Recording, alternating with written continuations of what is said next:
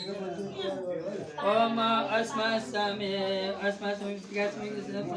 सिकतास्मे हिरण्यंचामे समीर लोहंचामे शीशंचामे प्रभुचामे जकेन कल्पन्ताम ओम तिनवटा पुस्ता ढुक्राले यसो बेदी बढाएर यसो तल भई बढाएर उतातिर फाल्दिनु है ओम एक बजु सहकेङ के मानदार सिमानस्कार लेखाया एका सिता कन्या में पिता में कंप्लीट दिनु ओम जते बात ने बन सिकमा में तस्मात नवासा यसो पर पात्रको जल झन् दिनु ओम जते बात सिकमा में तस्मात नवासा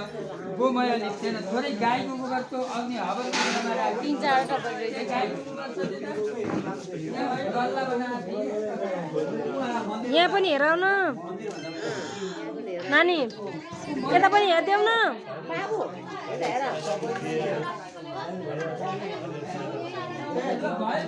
सानी कुटुरी पनि ल कुटुरलाई हाल्ने फोटो खिच्न हामी देख्न पाउँदैन